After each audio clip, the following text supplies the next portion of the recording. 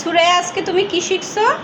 Ma'am আজকে আমি সেভকৃত ফাইলগুলো কোথায় থাকে সেটা শিখেছি। আচ্ছা, তাহলে দেখাও দিয়ে কি শিখলা।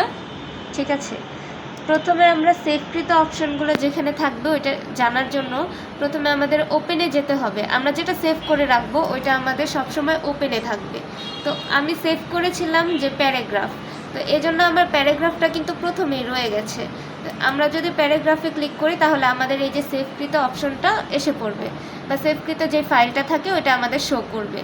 তো এরপরে হচ্ছে আমরা যদি এটাকে আবারও পুনরায় সেভ করতে চাই, মানে আমরা যদি ভুলে যাই কিছু, যে এই জিনিসটা আমি ভুলে গেছি লিখতে, তাহলে ওইটা আমরা আবার সেভ করতে পারবো, সেটা হচ্ছে সেভ অ্যাজে গিয়ে।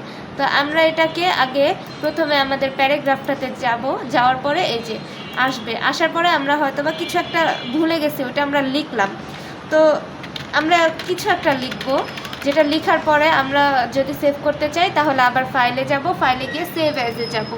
সেভ অ্যাজে যাওয়ার পরে যে আমাদের এখানে অনেকগুলা জিনিস দেখাচ্ছে, এটাকে আমরা ডেস্কটপে গেলে এই যে নাম আসবে প্যারাগ্রাফ, তো ওইটা আমাদের সেভ করার জন্য যদি আমরা এই নামে রাখতে চাই তাহলে এই নামই থাকবে, আর যদি অন্য কোনো নাম দিতে চাই তাহলে নামটা কেটে আমরা অন্য কোনো নাম বসাতে পারবো।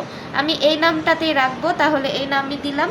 আর এরপরে ডেস্কটপে গিয়ে বা যেই ডকুমেন্টে সেভ করতে চাইবো ওই ফাইলটিতে যাওয়ার পরে সেভ দিয়ে দিলেই হবে। আমি ডেস্কটপে সেভ করব, তো ডেস্কটপে ক্লিক করলাম, এরপরে সেভ দিলে আমাদের এটা আবারও সেভ হয়ে যাবে।